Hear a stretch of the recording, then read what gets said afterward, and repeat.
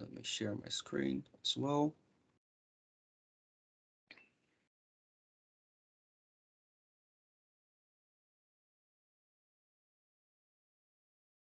Okay. So yeah, welcome everybody to the demo of the new HTC badge portal. This demo is specifically for the employee officers. I saw that I got some confirmations for this meeting also from receptionists. I'm not so sure whether these receptionists also have the employee officer role currently, but I assume so, because if you're only here to see the reception functionality, then there will be another training for that next week. So this will really focus on what you can do in the new portal as an employee officer. So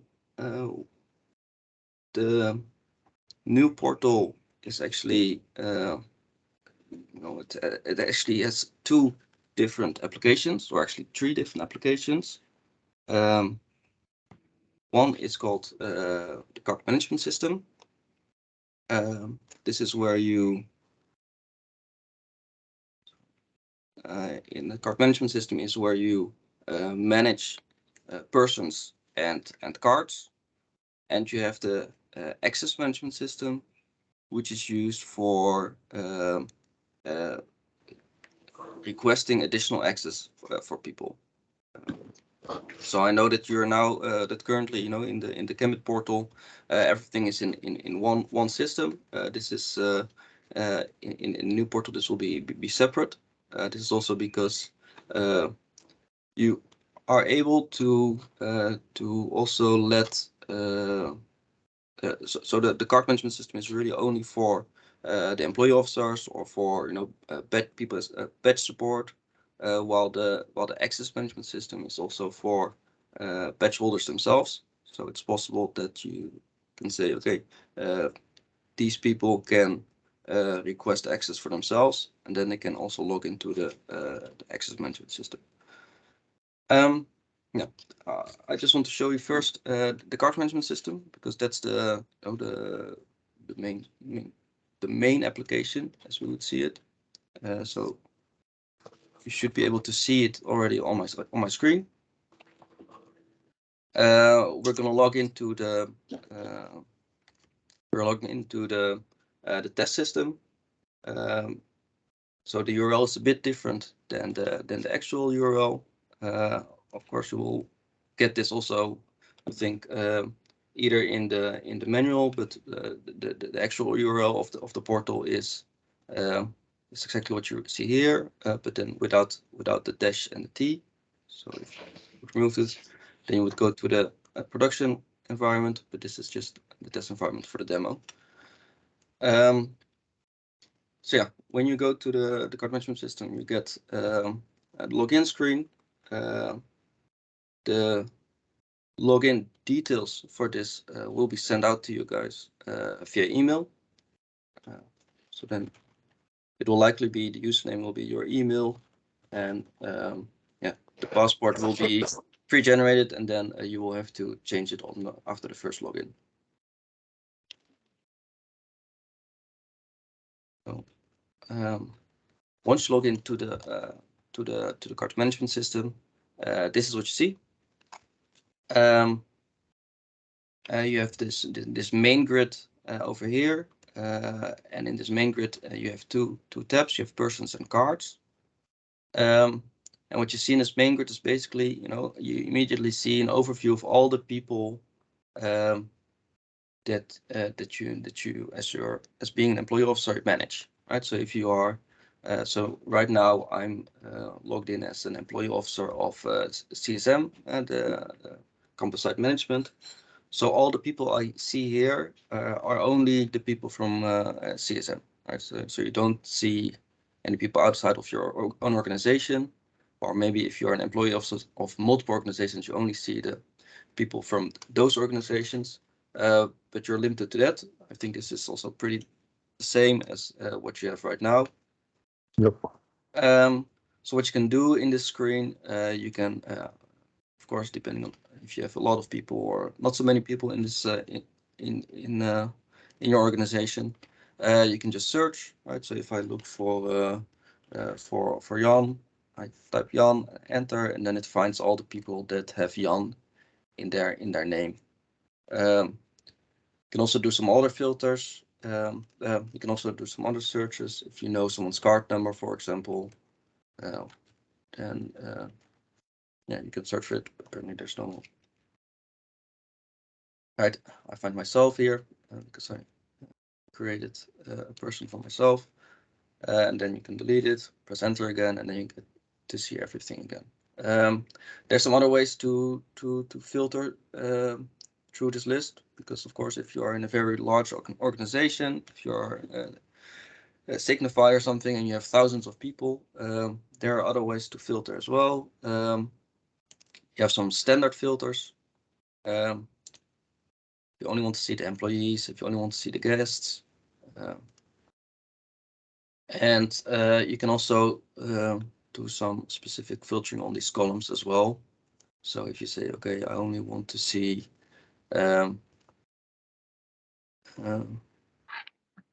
the people whose first name starts with an A. Hey, goedemorgen. Kijk of hij nou doet, maar volgens mij niet.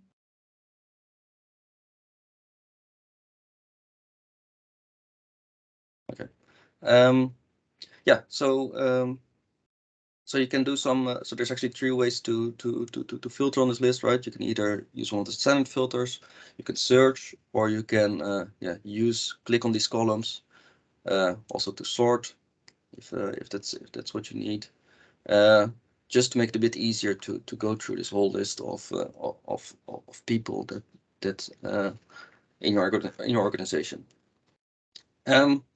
Yeah. So the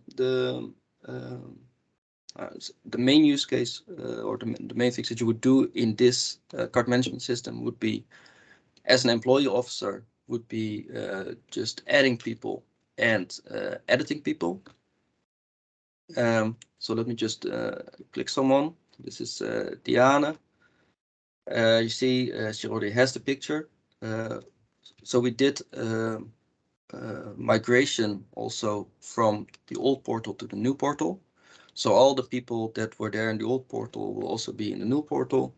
They will also have their picture in there. They also will have all their permissions, or the zones as they are being that they're called in Gambit. They will also be migrated. So all the data, initial data, is there. Okay. Ja. Was there a question or? No. So all the data is there, and yeah. So if you click some a person in this main grid, you also get the details grid, where you can see more details about this person. So this is really all the information that we have about Liana. You also have the person data history, so you can see, okay, what has changed for this person, and who changed what. So you can see if you are working with multiple employee officers and one person changed something in a person, then the other employee officer can see, oh yeah, that was not me, that was someone else that did it. You also have a tab for the state history. This is for cards. So you can see, okay, this person doesn't have a card yet, but this person has. And you can see, okay, Case Admiral, of course, you can already see in the main grid, okay, he has an employee badge and it's currently in production. And in production means that it's being printed. But you could also see here things like, okay, was it blocked? Was it unblocked? Was it somehow deactivated? Did he get a new card? So this is all the information that you see here in this state history tab. And then in the final detail tab, you have the permissions history, where you can see, okay, what kind of permissions does this person have?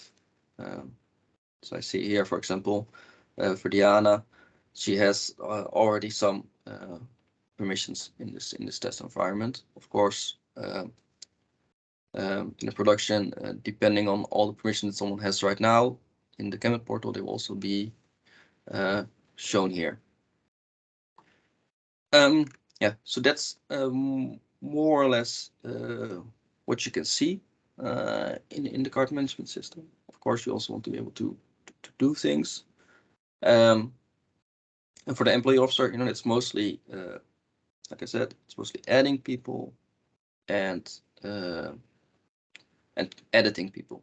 If there are already any questions about what you see, what you don't, just interrupt me and I'll try to answer.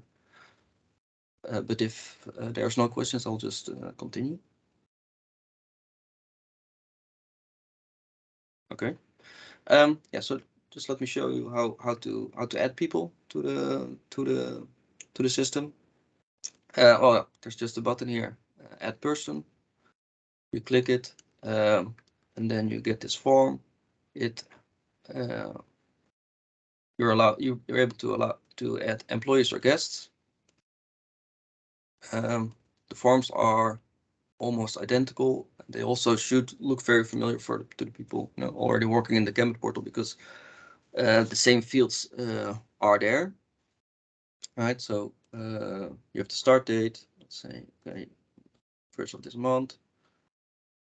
You have an end date. So the end date you can enter, but you don't have to enter. So you can also leave it blank if you want to.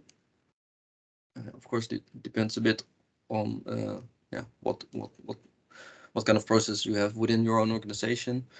So let me just put it. Let's do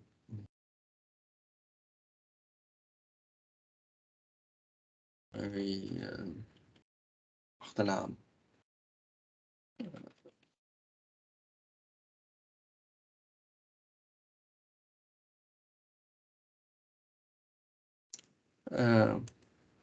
Yeah, so obviously here as organization, you can only select one or the organizations that you are the employees officer for. Personnel number is also another optional field, right? It doesn't have to start, so it's an optional field. This is more for your own administration, right? If you want to, because the people automatically get a person number. That's this number. That's also the number that's going to be printed on the card. But you might want to also link it to a personnel number that you have within your organization. So if you want to look someone up quickly based on their personnel number, you could use it here. Set, totally optional. Location. This is also, for most organizations, that will just be already filled in. You cannot change it anymore. But if you are a very big organization such as Signify, which has multiple buildings, then and there are some default access rights that you want to give to them, then this location does matter. I will get back to the default access rights in a bit. Yeah, email responsible. Also the same. A bit different from the current system is that this email you can just fill in freely. So it doesn't have to be necessarily someone who is already registered in the portal itself. But of course, the batch responsible will always get also the same kind of notification as it's getting now. So they will also get a notification about when someone needs to return their badge, or when someone needs to go to the badging desk to get a new badge. So it's exactly the same kind of functionality. The only difference is here that this email address doesn't need to already be known in the system. Yeah, then we have I think 2 fields which are kind of new. Like I said in the beginning, besides the card management system, there's actually two other applications. You also have the access management system, in which people can request additional access, and there's the visitor management system, which people can use to invite visitors to the HTC. Of course, not everyone is allowed to do one thing or the other. So for each person, you need to indicate whether they have access to self-service. And when they have access to self-service, then they can request access for themselves. And you need to select, no, or either you leave it blank, or you can say, okay, well, this person can also act up as a host. I see here we even have the option that people can act as a reception. Likely that will be taken out because I think that's only something for functional management of the system to assign the reception role to people. So so this is where you can indicate whether someone can invite people, and this is to see whether someone can request their own access. And then finally, you also have this field for eligibility of PIN code. This is also the same as you already have right now. In some cases, you want people to be able to use their PIN code together with their card. I think that's on specific locations where you really need that. Here, it's just a field that you need to set yes or no. Menno, one question. Mm-hmm. What's the added value of access to self-service? It's not quite clear to me what somebody can do with that. Yeah. So I will go to the access manager after this. But the access manager it allows people to request access for themselves, right? So For what? if for locations, right? So if someone wants to go to needs to get access to a specific zone or a specific building, I think right now it always goes through the employee officer. So they will ask their employee officer, "Oh, can we? I would like to have access to this specific room." Then the employee officer does. Then the employee officer requests this access for them. But if they have access to self-service, then they can do it also for themselves. Okay. Yeah. Yep. And yeah. Thank you. yeah. And and one more important thing that is that people can only become a host if they also have access to self-service. So if you say, okay, this person can be a host, then they also have to have this access to self-service set to yes. Okay, let me just create this person. I wasn't too slow. Yeah, okay. Okay, so now we created this person, Mary Vugts. And you see, okay, this is just the details that we entered. Okay, this is also just all the details, the history. No card state history because this person doesn't have a card yet. But you do see that there are immediately already some permissions assigned to this person because these are the default permissions. I think in the I think the batch sport team, they've been working hard to kind of identify, okay, which zones should a person already get immediately, without having to go through the approval of a zone manager. So these are typically the permissions needed to just get into their own office.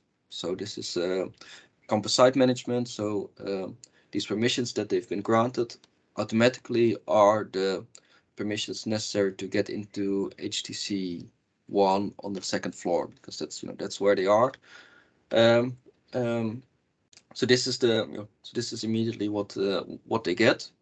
Of course, if a person needs more access rights, then they will need to use the access management, which I will show in a bit.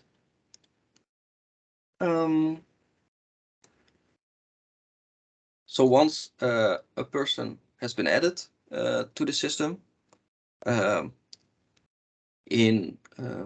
will not be directly, but on the same day at least, an email will go out to this person in a very similar way as is happening now, right? That says, okay, you've been registered for an HTC badge. Please come to the badging desk to pick it up, right? So that's very similar to what's happening now. It might take a couple of minutes or maybe an hour or so, but the email will be sent. So then they will know they need to go to the badging desk. Their badge responsible will also be informed, so they will also know about that. And then after, and then they can go there. They can pick up their badge, and that's it. Then they have their badge, and they can start using it immediately because they already got at least some permissions. So that's more or less the functionality for employee officers in the card management system. So if there are any more questions about this part, just let me know. Otherwise, I will continue with the access manager. Yes, please. Yes. Will the requester receive an email like in the old system that the badge is ready for pickup at HTC, the strip one? Whether the employee officer will get it. Well, and the requester. Yeah. So indeed, after you've made the person, then then there will be an email sent out to this to Marie Vugts and to the badge responsible about their badge, that they can pick it up. That they need to go there to take the picture, right, and to print the. And the picture, that was my next question. Can we add it ourselves for already existing card holders that don't have a picture yet? Can we add it, or do they have to go to the card office? Well, as far as I understood, this is not possible, or this is it hasn't been configured yet. I will take it up because technically it's possible, but at the moment the functionality is not turned on. If this is something that people want, I can take it up with the project team to see whether this functionality can be made available to employee officers. I think we've had some discussions about it, and then we said in the end, no, let's not do it, because then it's the same as it is happening now. But I can take it up if that's something that's wanted. Okay, thank you. Yep. Yep. Oh, let me note it down.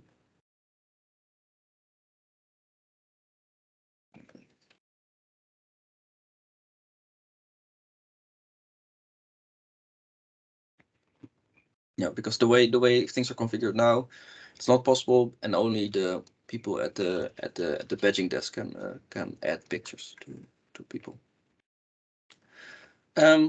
So yeah, so this is the part about the card management system. Let me just go to the access management system. Again, no, you will be told this URL. This is again the test environment, so it has a little T there. The URL for the production environment will be it will be very similar. Okay. No, apparently I have it still in French. So this is the login for the access manager and for the visitor manager are different from the one in the card management system, because these systems are available for all card holders. So this works a bit differently. So the username So if you first want to log on into this system, you need to set a password. So if you've never used the system before, you can just you click this password forgotten link.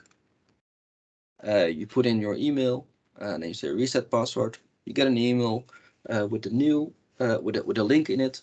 You click the link, and then you set your new password. It's also the same. It's the same way as when you when you forgot your password and you want to change it. But it's also for if you have if you want to set a new password. So once you have your password,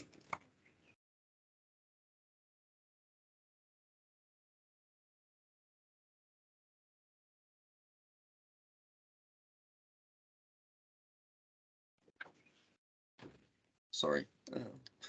So once you have the password, then you can log in. The username in the system is actually a bit different because it's the number on your it's this person number that is assigned to you, and that's actually the same number as you have on the badge. So if you already have a badge, if you have the old badge, it's that number. On the new badge, that number will also be printed. But yeah, that's good to keep to be aware of. So let me just log in.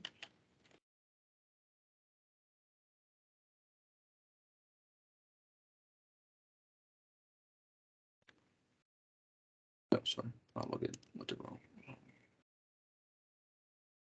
number.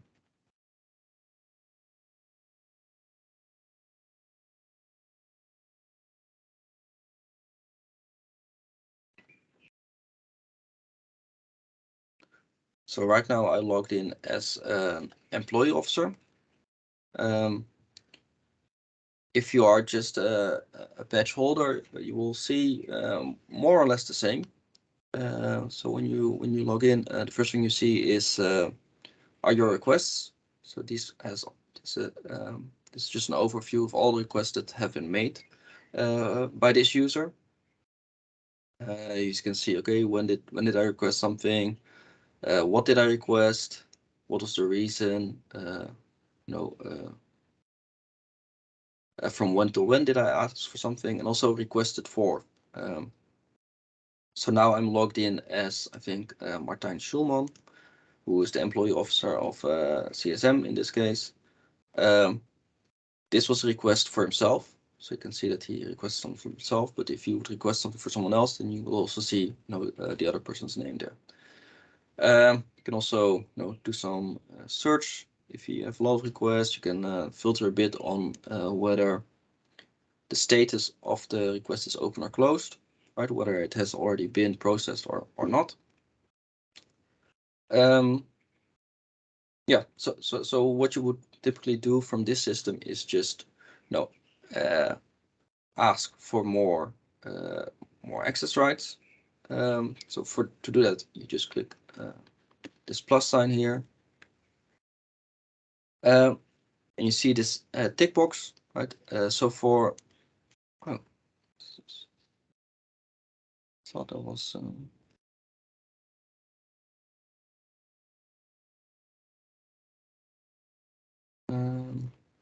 okay, so maybe okay, so this is apparently this is not an employee officer, because this is for employee officers, this tick box should be selectable, right? So you should be able to deselect it or select it. This is apparently it's just a regular badge holder, so someone who did get access to self-service. And because they have access to self-service, they could log in here, but they are only allowed to request access for themselves. For the rest, the flow is exactly the same. So let me just go through this, and then afterwards we can see the difference with someone who is an employee officer. So the first thing you do is you give up your reason. I see there's two standard reasons, but you can also say others, and then you can just type a specific reason. I need access. can give a start and end date.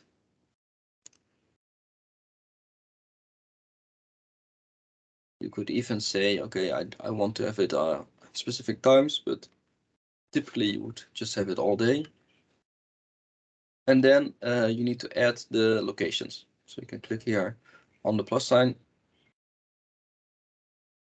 You see, yeah, this is a large tree with all the locations. So let's just go. You can also search here if you know exactly already the name of this location. So let's just select one. We save it. Okay, and then you just submit request. And you can see we go back to the overview. With the new request, you see it's still open. And then yeah, and then you can click it. You see the details again, but you also see this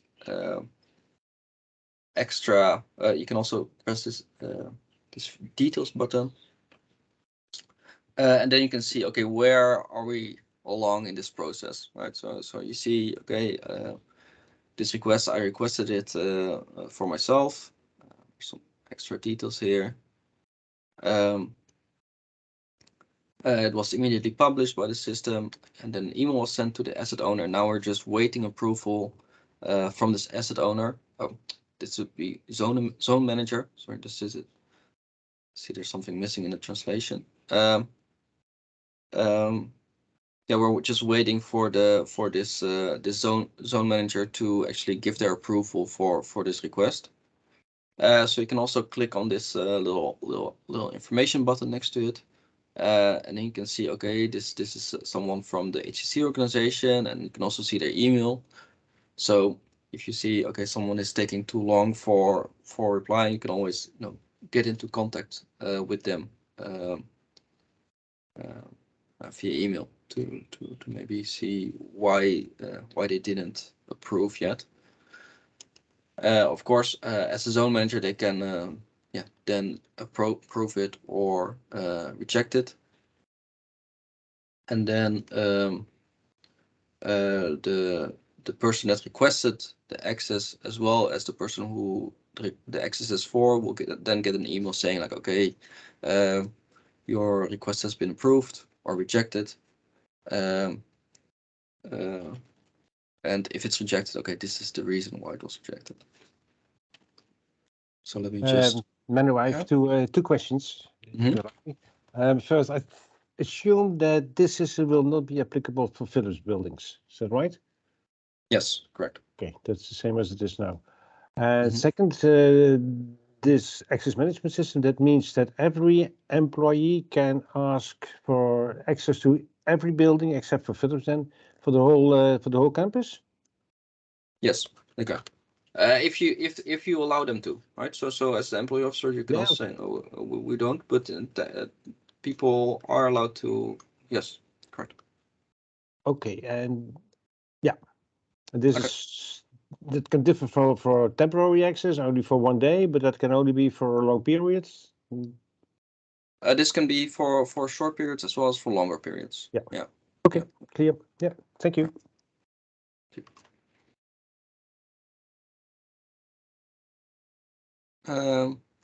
So let me just.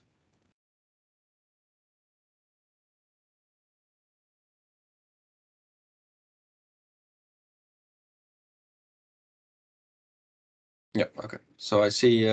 So in a different screen, I approve the access request. You can see, okay, it starts continuing, and it also says, okay, we approved it, and then in the end, the access permission is granted.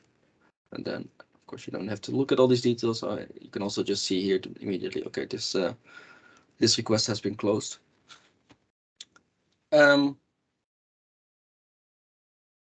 Yeah, that's it. Yeah, so one important thing to know is that currently there's a limitation on the system for the number of permissions someone can have. And I understood from this is something that we're still working on within the project team, because at the moment it's there can only be up to 32 different permissions, and I think for a lot of people that's more than enough. Like for especially for the people who are just always going to the same building. Maybe they need to go to another building every once in a while. But there is but we are aware that there are mostly people who are more suppliers or like the cleaning ladies or the people who change the coffee in all the coffee machines, that they are that they might have this problem where you can only have at most 32 permissions at the same time, because if you add anything else, then they just will not be registered.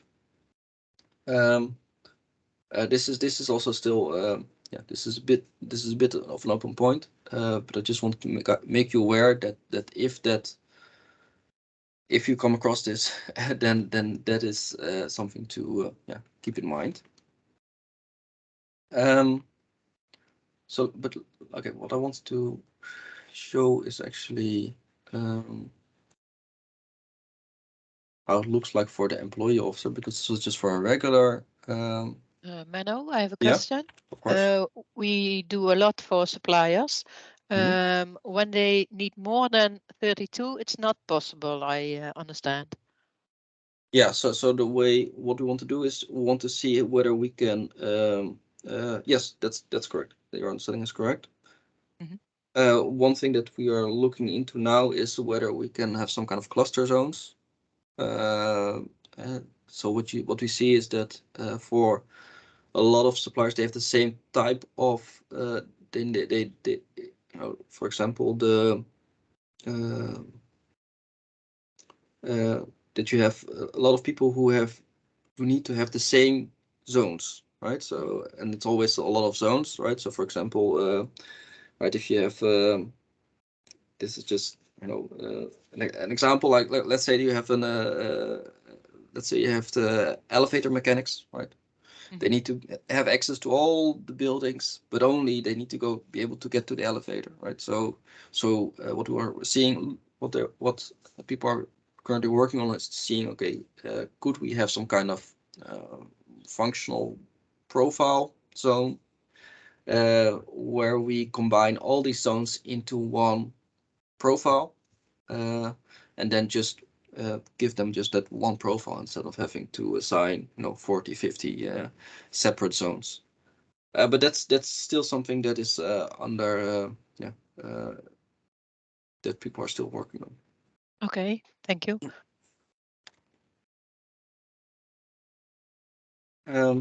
So what I want to show you was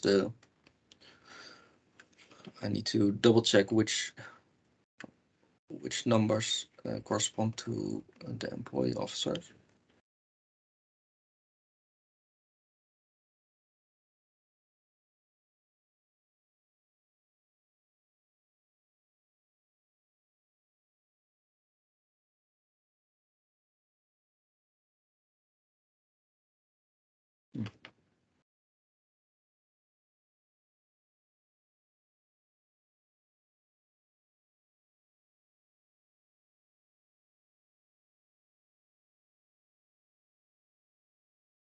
No, not this one.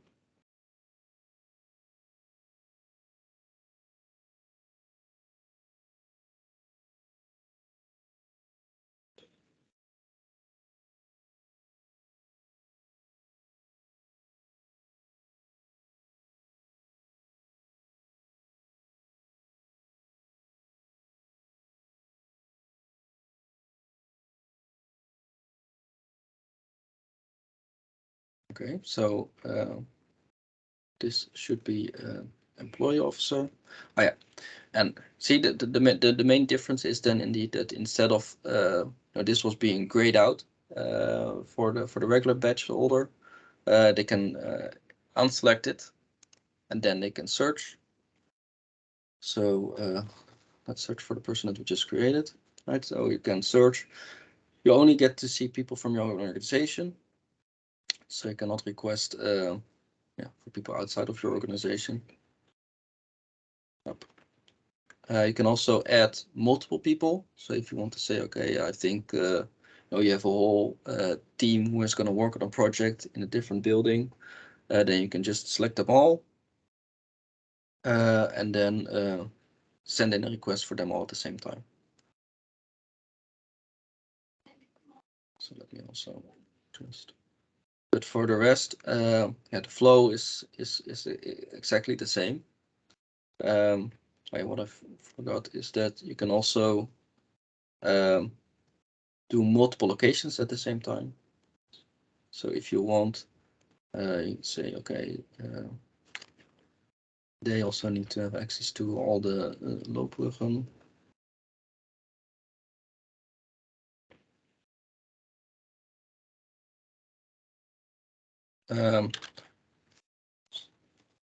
So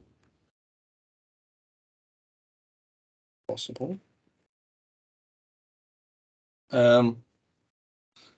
They're here. This is a kind of a standard message that you see here. What we've also tried to do with this system and with is to so the warning tells you that okay, you might need additional access permissions to reach the selected location. Like if you are at the 3rd floor, if you want to have access to a location on the 3rd floor, you also need to have access to the front door. You need to have access to the staircase, right? That shouldn't be the case because the way we have set up things now is that if you ask access to the 3rd floor, you should immediately also have all the access needed to get to this 3rd floor, right? So you don't need to look or to know, okay, if I want to go to the 3rd floor, then I also need to have access to this and this. So the message is still here, but in general, you don't need to keep that into account because all these other zones are already kind of included into the zone that you've requested. So yeah. So you can see here same what we saw before, only now for multiple locations, and you can see that it was requested for this other person. And then let me just show you one more thing, because now it's still open. So let me just, I want to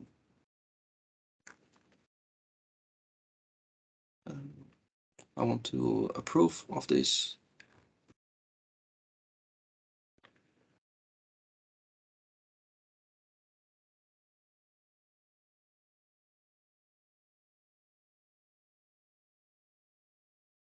Okay, so I just in a different screen as the zone manager, I approved one and I rejected the other.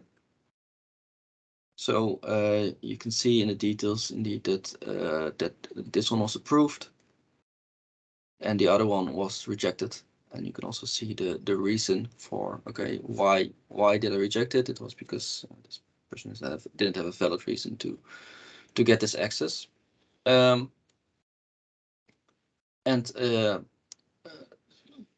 So this is basically the ending of this this flow.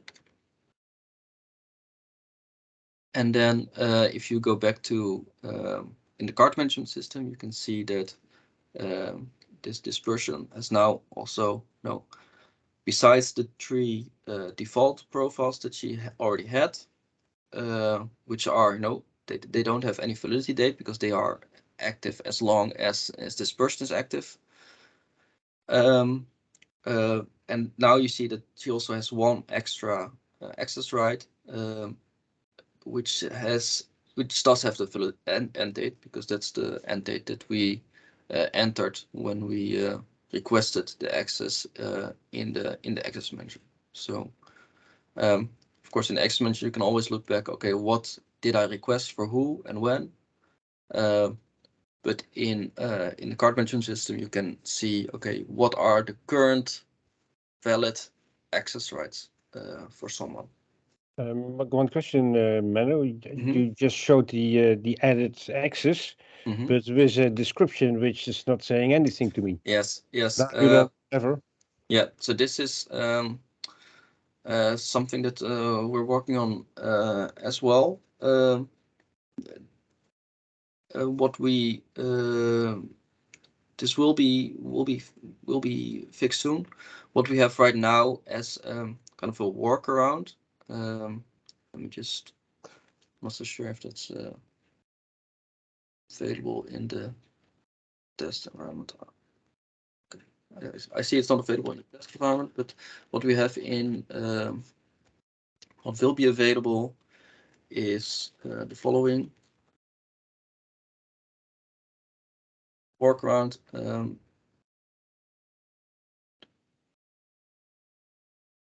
So I want to show something in production.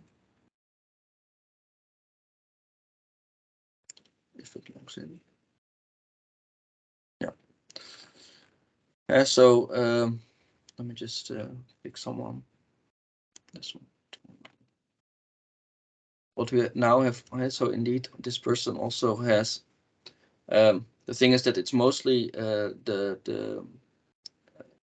so there's two different access control systems on the high-tech campus. One, which is probably the one that you're all familiar with, is the Babylon one. And the other one, which is currently only in HTC 85, is EOS. And the thing is that for EOS we do have the nice names, but for Babylon indeed you only see these codes. Right? So what we have for as a workaround at the moment is that there's this. This is the test environment. You see that there's no reports here, but what will be there for you guys will be that you can get a report. This is also currently, my own account, so it has also other reports, but there's this specific report called person active permissions.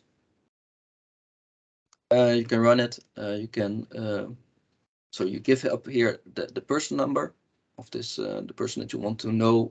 Okay, what are the permissions of this person, and then you get to see the codes together with the actual names that mean something. So that this is a bit of a workaround. You also see here numbers, so you can also immediately identify. Okay, does this person now have actually too many access rights, which might cause problems. So for example, for this person, we know he has some problems with getting into these last, these three locations, because he has too many of these permissions. Does that answer your question a bit? Yes. Okay. Thank you. But that will be solved in the near future. That in Yes. this overview that we got the real names. Yes. Okay. Right. Yeah, that's trying to think. I think this is more or less actually what I want to show you guys, right? So it's, is there anything that you guys want to see more closely? Are there maybe other questions? I still have another question then, Manu. Maybe I missed it, but what way do I announce visitors from outside my company? Yes, that's okay. You're completely right. I also so the visitor management. I didn't realize it's also just something for employee officers as well. So anyone who has the host capabilities, has the host rights to be a host, right? They can add visitors. That is done a bit. That's done via different way. Let me just share my whole screen because That's within card management or within Access Manager? yeah, so it's in neither. So that's the visitor management part. So let me just. I'm gonna share my complete screen, hopefully, because for visitors we use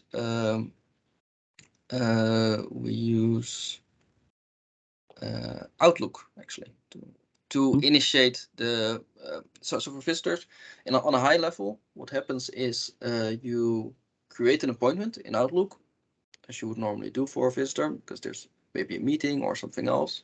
But in the attendees, you add a specific email address, and that's what kicks off the whole process. So let me just, I'll share my whole screen. My screen is a bit cluttered and it's also quite big, so hopefully you can still see a bit.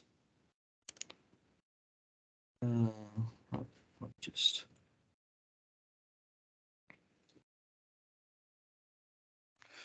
Will this be needed for every visitor that comes into a company, to a building?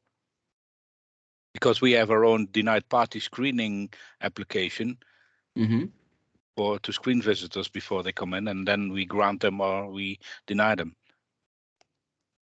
Sorry for interrupting. Okay. Well, so this is for the visitors. Well, it's really only for the for visitors who need to be able to get the badge right at the reception, and it's really only for the access rights part. So I'm not so sure what else this no. Of course, everybody has their own visitor process around it. So I'm not so sure how this would. But do they need? They do have to have a badge? I mean, we can pick them up at the reception, drop them off after the visit at the reception or at the exit. Yeah, so there's two ways for them to check in, and that either you could just notify the reception themselves, and then they know that they can check someone in, right? Or you make the Outlook appointment. That's what I want to show now. Okay, sorry. But it has to go through indeed through one of the two ways of checking in. Okay, sorry for stepping in. No problem. So let me. Okay, so I just have an Outlook appointment. Say there's a meeting. There's the people who need to actually go there. So manual tests, and there's but there might also be people who also need to join this meeting, but don't need to have a badge, right? So there's who are not visitors because they are just internal. So let me just do that. How can I? Personal email, and then like I said, oh sorry, this is all optional. It needs to go here, and then I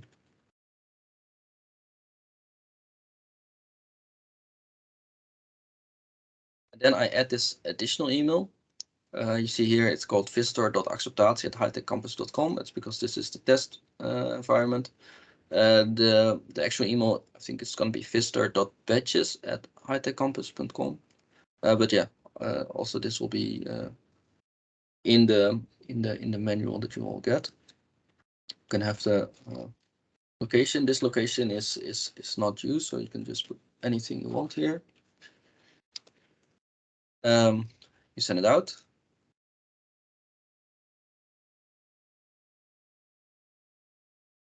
And then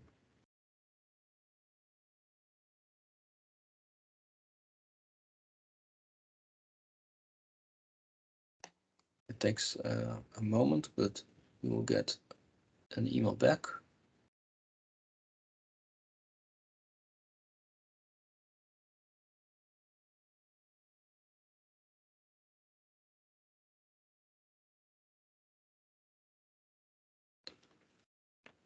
I know this is the right one.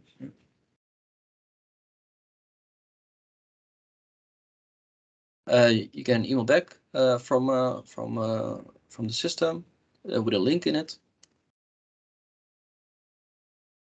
You click the link, and then you're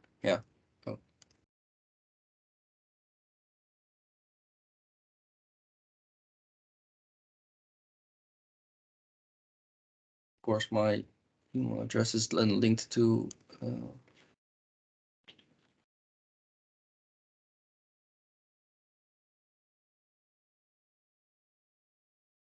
Save.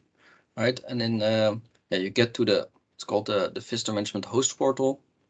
You can see here, okay, this is just my information from the Outlook appointment.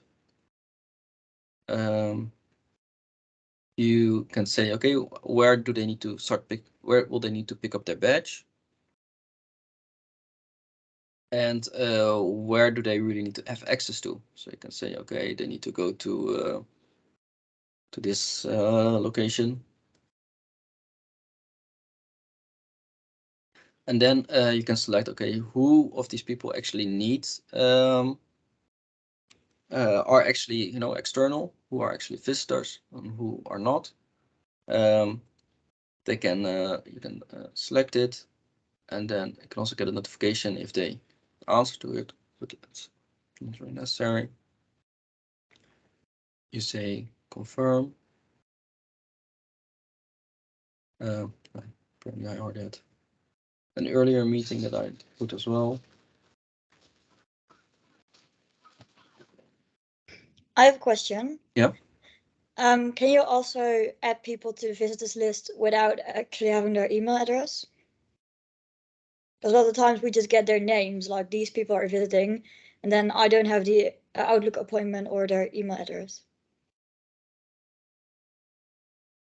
No, you will need to have their email address. Trying to think what. Because now in the portal you can just add them and Mhm. only put their name in. No, you will have to. You don't have. Okay. So if you don't have an email address, then I think you will have to let the reception know, because the reception can always check in anyone. But I think if you want to register them up front, then they will need to have an email address. Yes. Because if you don't have an email address, you just have to email the reception to let them know that people are coming.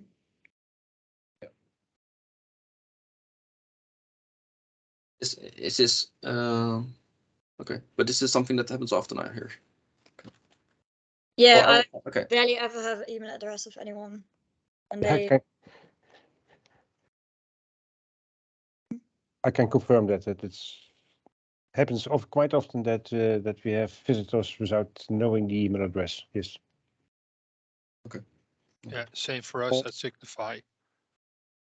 Sometimes we have a lot of visitors and we don't know the email addresses of those people. And would be very inconvenient when only the receptionist can put in then the visitors.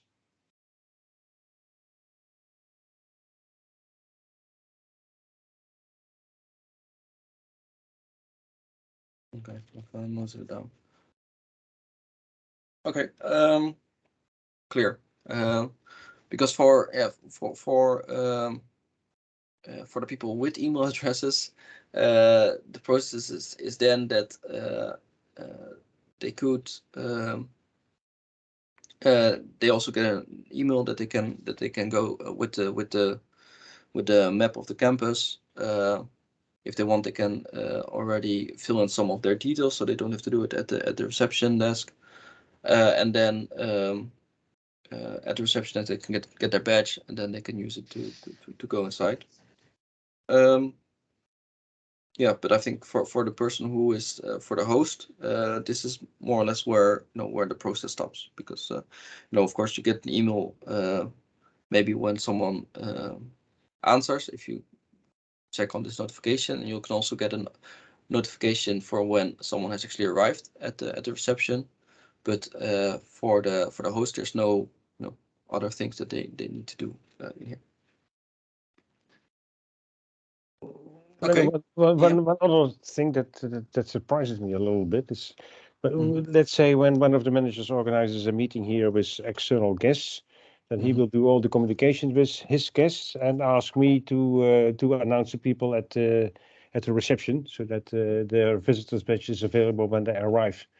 But in new situation, I also have to send those guests an email, otherwise via Outlook. Otherwise, I don't get them into the system. And that's what I do not like. Yeah, I see.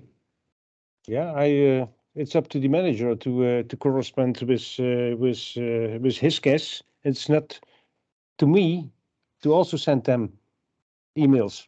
Yeah. That doesn't look No, correct to me. I see it. This hasn't look in. We did hear indeed some things about that there were some exceptional cases where maybe someone wouldn't get an email. I wasn't aware that this is something that is actually something that happens. It's such a regular occurrence. I think this is something that I will. I need to get back to the project team to see. Okay, how will we want to deal with this? How do we want to manage this? But that's I understand. I understand the concerns. Yeah. Okay. Thank you.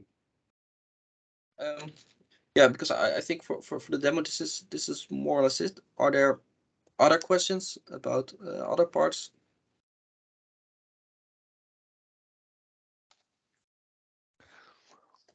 There are not. Do we have access to the test system? Can we play around?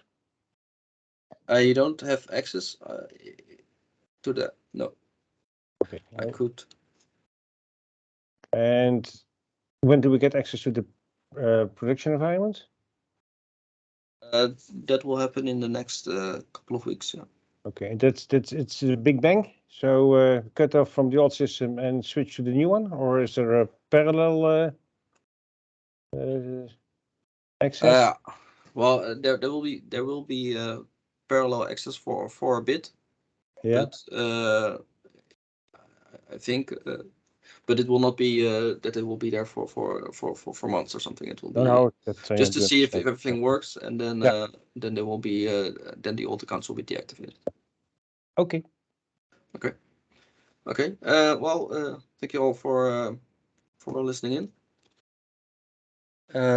Yeah, if there's any more questions, just reach out either to the batch support team or directly to me.